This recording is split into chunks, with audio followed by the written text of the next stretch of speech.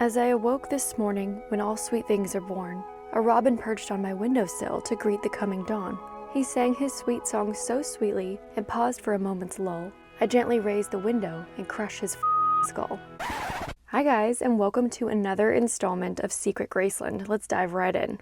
That was a funny little poem that Elvis liked, and he thought it was hilarious in the 1970s. It's called Ode to a Robin. You can actually hear a recording of it being read on YouTube. Allegedly, this poem was the outgoing message on Graceland's answering machine, but I don't know how true that is.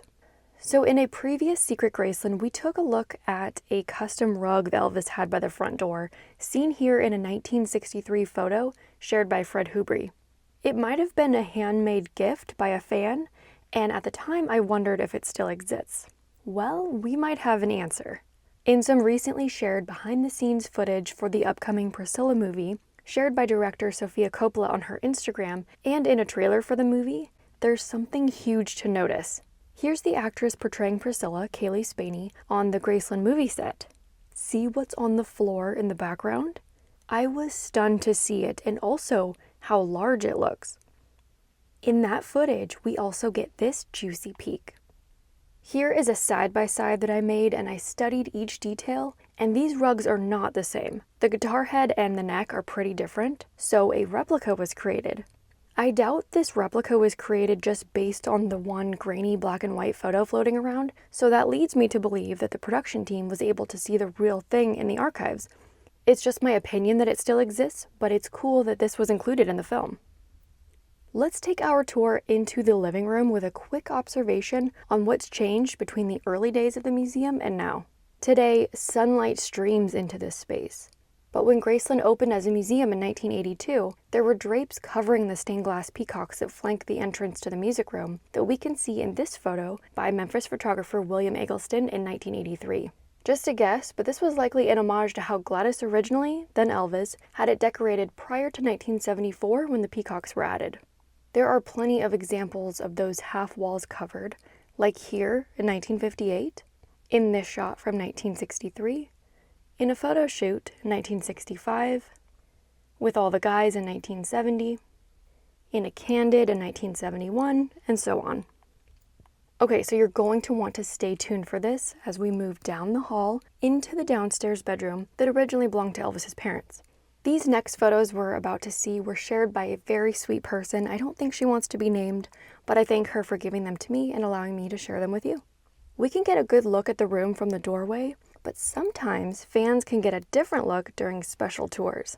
Here are some views we don't normally get to see from across the room to see what residents of this room would see. These next ones made my jaw drop. Inside the ensuite bathroom. Let's discuss this for a bit.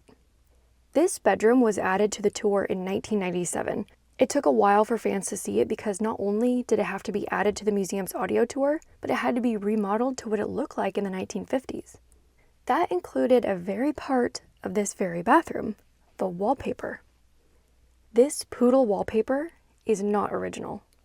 It was recreated from the memory of those that remembered it in Gladys's bathroom. I actually created a whole video on just this bathroom if you'd like to see it. The link is up here at the top and also in the description box.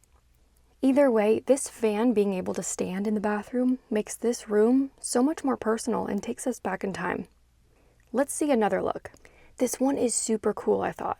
Not only do we get to see the fixtures in here, but I was surprised to see these old items as well. An old wastebasket and an old scale underneath the sink. Just a little fun fact that actually has nothing to do with the Presleys. See, the purple tile has a border of little rosettes all along the wall? I spotted this at Alcatraz East Crime Museum in Pigeon Forge, Tennessee. It's a chunk of tile from Al Capone's private bathroom. It's green, but with the same rosette pattern. Following the tour path, let's go around the corner into the dining room. In honor of the upcoming Priscilla movie, I wanted to share an email from Priscilla herself to director 𝐓𝐢𝐻 𝐉𝐵. This was shared publicly, it's not private. I guess Priscilla had emailed 𝐓𝐲 a handful of pictures of important items with explanations. Number 1 says, "The photo of Lisa and I is in the dining room at Graceland. It was a gift to Elvis from me. It was one of his favorites." You've no doubt seen this framed picture in the dining room if you've toured the house. That's something that I didn't know about this picture, and I thought it was very interesting. Another fun fact that includes this picture is another shot from William Eggleston in 1983. If you toured the house back then, you might have seen this huge cabinet or planter that used to sit underneath that dining room portrait. No doubt it was removed to keep fans from touching it, especially now that we walk past this area to enter the kitchen. But I haven't seen it since.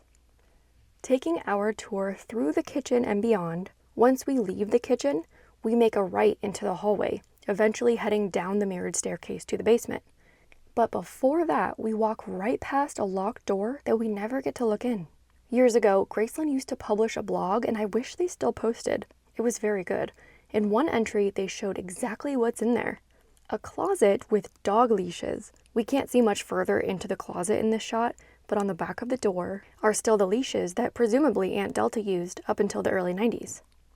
On a recent Secret Graceland, I pointed out some furry pillows that were once on the couch in the jungle room and said I haven't seen them since. Well, I totally lied, and they are actually still in the house. Today, the long couch in the jungle room sits bare. But in the early 80s, they had these 4 tan fur pillows, like in yet another William Eggleston picture. So, where are they now? We've got some really cool things to see in the basement, so let's go down that mirrored staircase and take a right into the billiard room. At least one of the fur pillows are now relocated to this room, and many thanks to Leon for pointing this out to me. Elvis and the guys love playing pool from way back, and they spent a lot of time in the basement playing this game.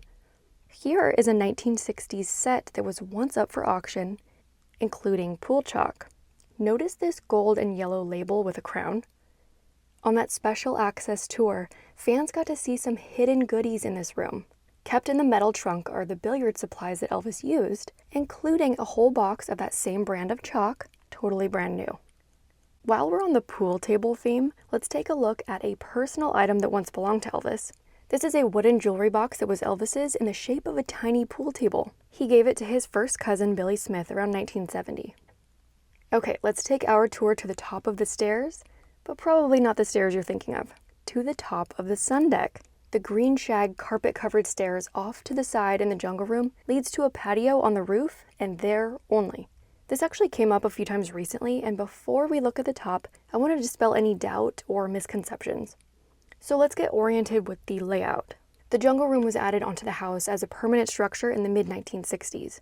Here's a blueprint of the first floor, with the jungle room extending off at the back of the house. The staircase is highlighted in the yellow circle, and we can see that it doesn't reach any other part of the house. Now let's take a look at the upstairs layout. This is the exact same angle, just from above, again with the staircase in the yellow circle. Though the side of the building touches the office bathroom on the back of the house, that's the chunk of the house that juts out, we'll look at that picture in a second, the stairs are not connected to anything. Here's a photo from 1957, way before the jungle room was added on.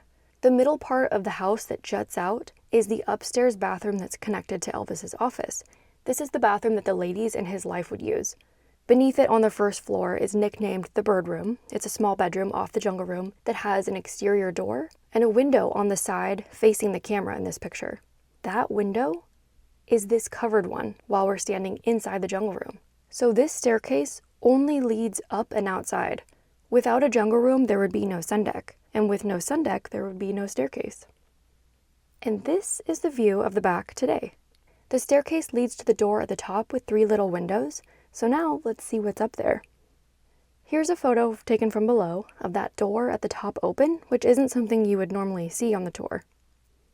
How about a view from the top? It's a pretty large space. These days, there's not a lot up there other than a couple air conditioning units, but it's interesting to have a peek. Lastly, we're going outside to the pool area to face the trophy building.